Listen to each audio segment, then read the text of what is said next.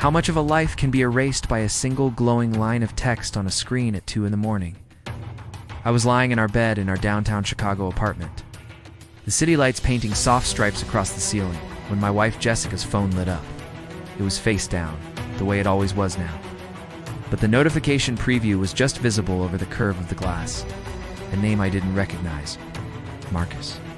The message was short, cryptic. Package is secure. I suspect nothing. My heart hammered against my ribs. Jessica, my wife of 10 years, stirred beside me but didn't wake. I didn't know it then, but that single text was the first loose thread that would unravel not just our marriage, but her entire life. If you genuinely enjoy our stories, please subscribe to the channel. Tell us where you're from and what time it is right now. It's always fascinating to know how far our story flows. For the next few weeks, that text message was a ghost in our home. Jessica had become a stranger. The warmth in our apartment on Lakeshore Drive had vanished. She'd come home late, smelling of a perfume I didn't buy her, her laughter brittle and forced. She spoke of a demanding new project at the marketing firm she owned, a big client that required late nights. She was arrogant about it, dismissive of my concern. "You wouldn't understand, Mark," she'd say.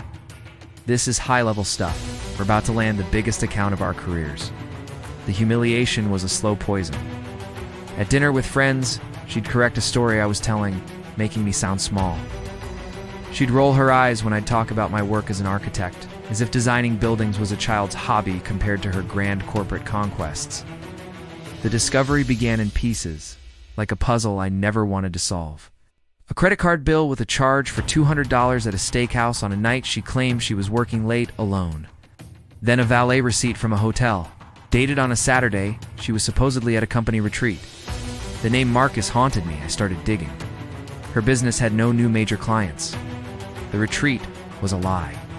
The coldness from her was now manipulative. When I'd ask about her day, she'd turn it around on me. "Why are you so insecure lately, Mark? It's really unattractive." She made me feel like I was the one losing my mind, that my suspicions were a flaw in my character. She and her lover, whoever he was, felt untouchable, wrapped in a bubble of their own arrogance, laughing at the fool she came home to every night. The breaking point came on a rainy Tuesday. I came home early, hoping to surprise her, maybe try to talk, to salvage whatever was left of us. I found the bedroom door slightly ajar.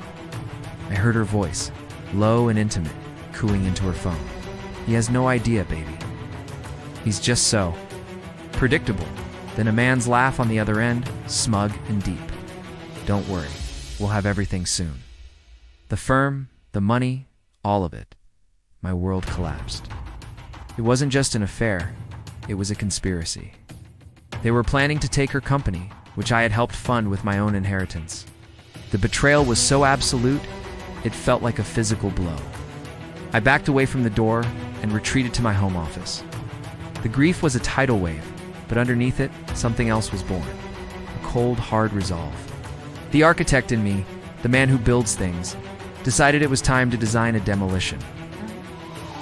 My investigation started that night. I hired a private investigator, a grizzled ex-cop named Frank, but I needed more. I needed someone on the inside. I did a deep dive on Marcus. His full name was Marcus Thorne. And what I found was a bombshell.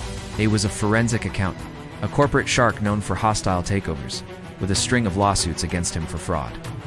And, most importantly, he was currently under federal investigation for embezzlement.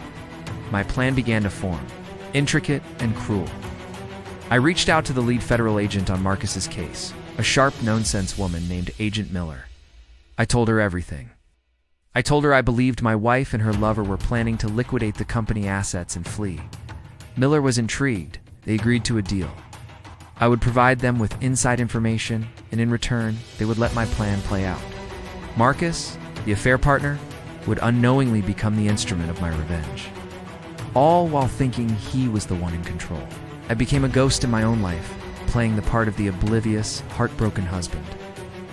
I let Jessica see me moping. I let her think she was winning. Meanwhile, Frank and I were gathering a mountain of evidence. It's photos of her and Marcus at hotels, recordings of their phone calls, legally obtained with Miller's guidance, where they detailed their plan to cook the books, undervalue the company, and have Marcus buy it out for pennies on the dollar. They were going to use a shell corporation registered in the Cayman Islands. Every detail, every whispered conspiracy was a nail in their coffin. Set the legal traps. I contacted Jessica's business partner, a woman named Sarah, who had been her friend for 20 years, and laid out the evidence. Sarah was devastated, then furious. Together with our lawyers, we prepared for war. We scheduled an emergency board meeting, citing a major financial review. Jessica and Marcus thought this was their moment, the final move in their chess game. They had no idea they were walking into a checkmate I had designed months ago. The day of the board meeting was overcast, the sky over Chicago, a sheet of gray steel. Jessica walked in, radiating smug confidence, with Marcus trailing her like a loyal dog. Sarah and I were there, along with our lawyers. "What's this all about?" Jessica asked. I just looked at her, my face a blank mask. "A financial review," Sarah said, her voice cold. As our lawyer began detailing discrepancies in the accounts, Jessica's smile faltered.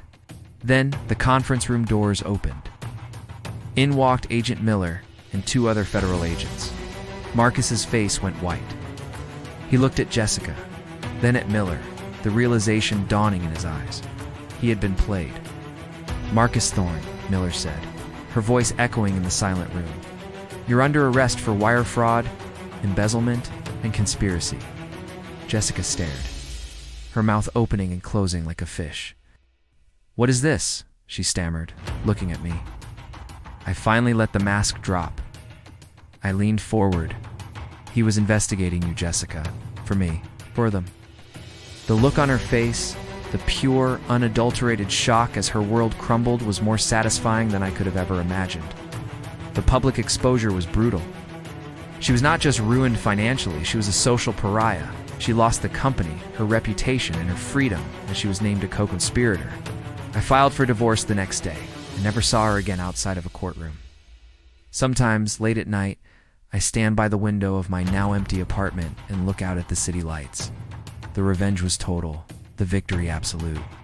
But the silence in this apartment is heavier than any sound. I destroyed her, but in the process, I had to burn down a part of my own soul to do it.